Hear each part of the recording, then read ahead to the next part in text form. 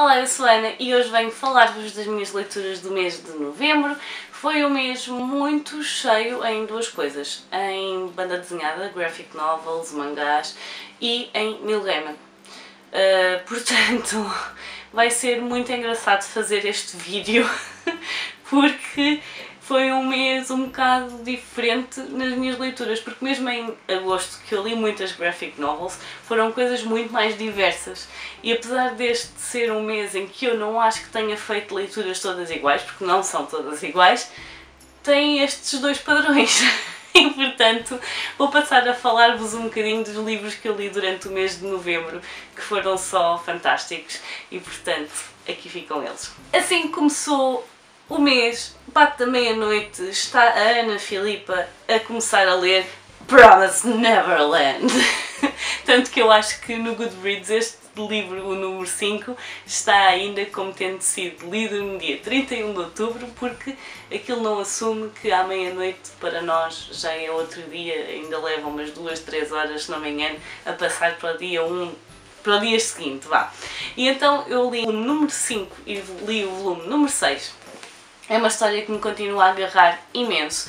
Há sempre coisas que nós estamos a descobrir sobre tudo neste livro, sobre personagens, sobre o contexto, sobre o porquê das coisas estarem a acontecer, sobre tudo. É uma história que agarra e que nós não conseguimos largar. Eu já tenho os volumes seguintes, alguns, tenho os 2 do mês de dezembro, e portanto é uma história que está mesmo a agarrar imenso.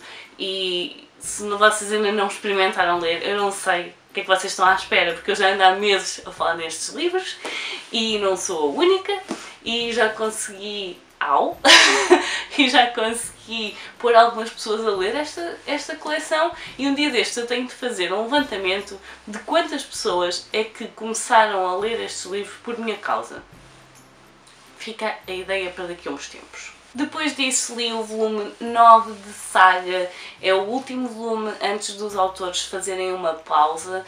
Se não me engano, a ideia é a pausa ser mais ou menos de um ano, e depois então eles vão fazer os 9 volumes seguintes. É suposto esta coleção ter 18 volumes, este marca aqui um meio, e deixem-me que vos diga que meio.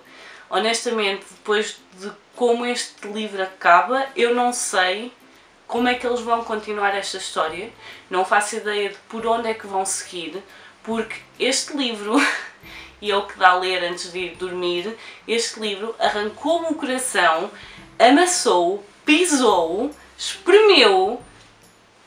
Eu chorei tanto com este livro. Eu chorei tanto, tanto, tanto, tanto com este livro.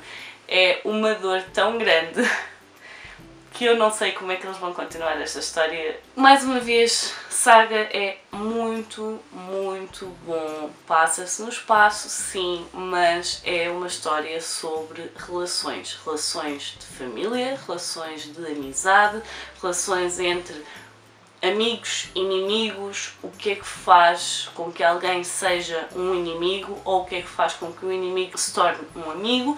E portanto fala aqui muito sobre relações, sobre o que liga ou afasta pessoas, e podem passar completamente por cima da parte de ser passado no espaço, porque os livros são simplesmente fantásticos, fantásticos. E eu quero, depois disto, começar a ler o Why the Last Man on Earth. The Last Man. Eu tenho sempre tendência para dizer The Last Man on Earth. Mas é uma coleção que eu vou começar a fazer e que eu estou muito, muito curiosa para ler, porque o Brian K. Vaughan é só fantástico a nível de narrativa e prende, e nós queremos saber mais, e portanto estou muito curiosa. Espero que eles voltem, entretanto, com o 10º volume, e enquanto fico à espera vou mesmo tentar ler o Why the Last Man. E se ainda não leram Saga, também estão à espera de quê? Depois de Saga li o volume 1 e o volume 2 do Graveyard Book. Como eu já disse, isto é a adaptação de um livro. O livro tem precisamente o mesmo nome, The Graveyard Book. É sobre o Nobody Owens, uma criança que é sobrevivente de um massacre. Toda uma família foi massacrada, foram assassinados durante a noite, e a única pessoa que escapa é um bebê que só gatinha. E portanto esse bebê é acolhido pelos fantasmas, pelos espíritos de um cemitério, e ele é então educado num cemitério por esses espíritos, fantasmas e um vampiro. E portanto há muitas peripécias que esta criança vive por crescer num cemitério e por os amigos serem invisíveis para as outras pessoas, e portanto tem a ver muito com aquilo que faz com que ele se insira ali, mas depois não se insere na sociedade. Mas no fundo uma criança tem necessidade de estar com pessoas, principalmente com iguais, e depois um fantasma fica completamente preso à idade em que morreu, e portanto enquanto há crianças no cemitério também, eventualmente ele vai crescendo, mas as crianças que lá estão, não. E portanto há coisas que vão criando aqui necessidades desta criança, e é muito interessante ver o tipo de interação que ele tem com os habitantes deste cemitério e os habitantes para lá do cemitério, que ele não tem propriamente autorização para sair, porque o assassino da família dele continua à procura dele, e portanto tem aqui muitas peripécias, tanto com coisas sobrenaturais como com humanos, e estes livros são muito giros, valem muito a pena. Eventualmente vai aparecer aí um vídeo de sugestão de leitura para estes livros. Depois tenho aqui uma prendinha da Jojo, que foi aqui o Doctor Who Time Lord Fairy Tales, e este livro é muito giro, e eu não me tinha percebido bem de como este livro era, até chegar para aí se calhar ao terceiro conto. Isto é um livro de contos, são mesmo fairy tales, e o que é que acontece aqui é que o autor, que eu agora não estou a ver aqui o nome do autor, mas foi só uma pessoa, portanto Justin Richards. O Justin Richards pegou em vários contos tradicionais, em contos de fadas, e adaptou-os ao mundo de Doctor Who. Portanto, coisas em que há aliens, ou então são mundos que não são o nosso, ou então têm os Cybermen, que para mim são um vilão extremamente complexo e dá que pensar. E portanto são vários fairy tales que estão com uma roupagem completamente diferente. Alguns vocês conseguem perceber quais são pelo título, outros se calhar ao longo da história conseguem perceber. Há aqui um ou dois que eu não consegui perceber, mas provavelmente são contos de fadas que nós não temos como tradicionais em Portugal, e portanto pode ser de algum país que não chegou cá, apesar de haver muitos contos de fadas, muitos contos tradicionais que são bastante parecidos pelo mundo fora, com poucas variações, o que, convenhamos, as histórias dos irmãos Grimm mostram muito bem isso, porque eles fizeram recolha de histórias e muitas delas foram recolhidas pela Europa fora, e as variações na história não eram assim tão grandes quanto isso, e estamos a falar de uma altura em que não havia internet, não é? E também as pessoas não davam a mandar cartas a contar as histórias tradicionais, portanto é giro ver essas particularidades, e é muito giro este livro, ver como é que eles deram essa roupagem Doctor Who aos contos tradicionais. Muito giro. Muito obrigada, Jojo, gostei muito deste livro. Depois tenho aqui o Viagens da Olga Tokarczuk, que é uma das prémios Nobel deste ano. Tecnicamente é a que está associada ao ano 2018, que foi um ano em que não foi eleito nenhum prémio Nobel da Literatura. Houve, assim, algumas polémicas, e então o ano passado não foi eleito um Nobel da Literatura. Este ano foram eleitos dois. A Olga seria uma das concorrentes do ano passado, e portanto o prémio que lhe foi atribuído foi o de 2018. Este livro é muito estranho, este livro não é para toda a gente. Não acredito que toda a gente vai gostar deste livro, para começar pela estrutura dele, porque são vários pensamentos com alguns contos pelo meio. Há pouca continuidade entre as histórias, e por pouco entenda-se quase nenhuma. Temos apenas o fio condutor, são viagens, temos a personagem principal a viajar, todas as coisas, todos os pensamentos que ela vai partilhando são ou passados em aeroportos, ou em viagem, ou com pessoas que viajaram, ou pessoas que estão a viajar. É um livro que saltita entre passado e presente, é um livro que saltita muito a nível cronológico, muito interessante, com pensamentos muito interessantes, coisas que levam a pensar, ok, é verdade, eu como viajante, como alguém que gosta de viajar, isto é uma coisa que eu sinto. Há muito wanderlust neste livro, no entanto é efetivamente um livro muito estranho. Lembrem-se disso quando pegarem nele. Lembrem-se que se calhar não vai ser bem a vossa praia, porque efetivamente ela tem uma escrita, se isto for o tipo de escrita dela, é muito peculiar, é muito particular e, portanto, vale muito a pena conhecer. Eu gostei muito deste livro, apesar de, no início, ter ficado durante muito tempo a pensar, eu estou a gostar ou não estou a gostar? E só mais ou menos a meio é que eu efetivamente percebi que, ok, não, o livro está efetivamente muito bom, vale a pena, mas não aconselho a toda a gente. Já há uma sugestão de leitura, vão ver, porque eu falo um bocadinho mais sobre ele na sugestão de leitura. Depois, para continuar a saga das graphic novels, tenho aqui o primeiro e o segundo volume do Deuses Americanos, que me foram enviados pela saída de emergência. Eu pedi-lhes estes livros porque eu queria muito fazer uma contraposição entre a história mesmo, o livro original e a adaptação para graphic novel.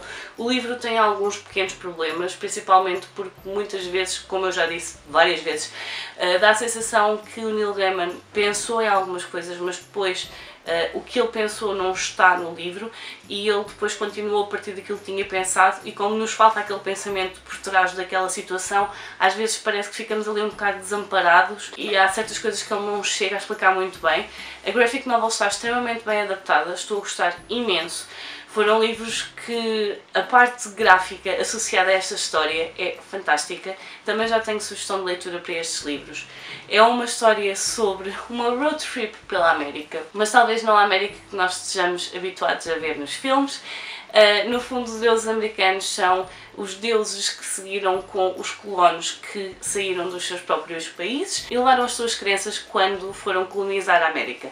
E, portanto, temos aqui várias entidades divinas de vários tipos de mitologias. Neil Gaiman gosta muito de mitologia. Apesar de ter um gosto especial pela mitologia nórdica, ele gosta de mitologias em geral. Estão aqui coisas muito inteligentes. Às vezes nós conseguimos perceber quem são os deuses só pela maneira como estão descritas, neste caso pela maneira como estão desenhadas, e é um livro muito giro. São 2 livros, aliás, muito giros. Valem muito a pena e acho que fazem um complemento da história fantástico, e para mim até acho que está mais limpo em certos aspectos do que o próprio livro, apesar de eu saber que ele tem uma versão estendida do livro original e não é essa que nós temos em Portugal. Portanto, muito bons, vejam as sugestões, a sugestão de leitura. Depois disso continuei aqui com a minha saga Terra-Mar, porque ainda me faltava ler este livro nos 4 livros originais. Portanto, Terrano, O Nome da Estrela,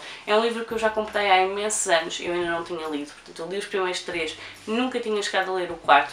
Também já tenho Num Vento Diferente à espera, no entanto, Num Vento Diferente foi escrito 10 anos depois deste livro ter saído, portanto, apesar de ser uma continuação, não foi escrito logo a seguir e, portanto, eu neste momento nem sequer me estou a sentir muito na obrigação de ler já.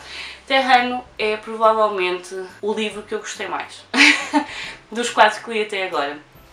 Eu tive alguns problemas com os primeiros livros, principalmente com o primeiro, porque a ação passa-se muito depressa, o tempo, nós não temos noção do tempo que está a passar. No momento estamos numa escola, passado 2 páginas já estamos daí a 3, 5 anos, e então a nível de tempo é muito difícil de seguir o primeiro livro, eu pelo menos achei.